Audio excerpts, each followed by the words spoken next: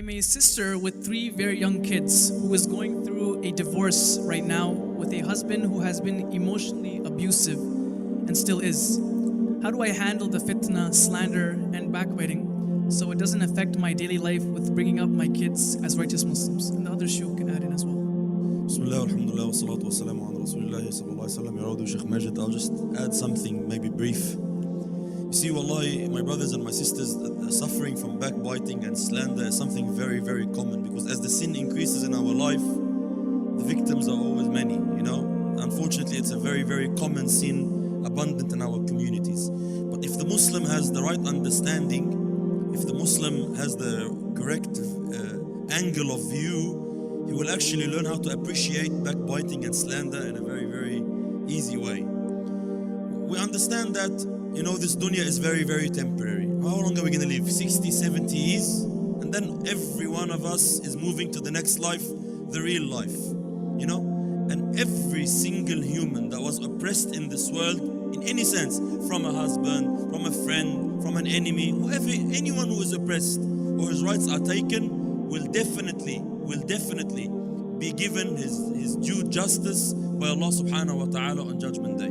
قال صلى الله عليه وسلم, in the famous hadith, he asked the Ummah, he asked the Sahaba radiyallahu anhu, he goes, أتدرون من المفلس? Do you know who the bankrupt person is? قالوا يا رسول الله المفلس فينا من لا درهم له ولا متاع. The bankrupt amongst us is someone who has no money, no property. He said, no. المفلس من أمتي من يأتي يوم القيامة بأعمال كالجبال. The bankrupt of my ummah, the bankrupt in my ummah is someone who will come on Judgment Day with good deeds like mountains. ولكن ضرب هذا وسب هذا واغتاب هذا وأكل مال هذا. He hit this person, he harmed this person, stole money from this person, backbit this person. فيؤخذ من حسناته ويعطى. He will start compensating people on Judgment Day. So if his good deeds are not enough to compensate everyone he has harmed, Allah subhanahu wa ta'ala will start taking from their bad deeds, put on him, and then he will go to hellfire. So if I have this understanding, backbiting is actually a ni'mah from Allah. It's a blessing from Allah. When I find out someone backbit me, Allahu Akbar. Allahu Akbar. What a beautiful moment.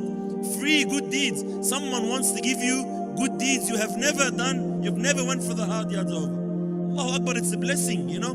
This is why people who are very, very close to Allah used to appreciate when someone harmed them. Like the famous story of Ibrahim ibn Adham, one of the tabi'een, you know. A man came and harmed him, he hit him. He didn't know who he was. And then later he found out this is Ibrahim ibn Adham, so he went to his house to apologize. So when he apologized to him, he goes, by Allah, I'm not upset with you. Since the moment you hit me and you injured me, I was making dua for you, because you have increased my rank with Allah. You probably wiped away some of my sins. Maybe I'll take some of your good deeds. Maybe I'll lay on some of my bad deeds to you. And I didn't want you to be a means of goodness to me, and I be a means of harm for you. So I was making dua since the event, since the incident. So if we have proper understanding, whenever you find someone that has backbeat you or talked about you or harmed you in any sense, say Alhamdulillah Rabbil Alameen. Allah subhanahu wa ta'ala is giving me free hasanat.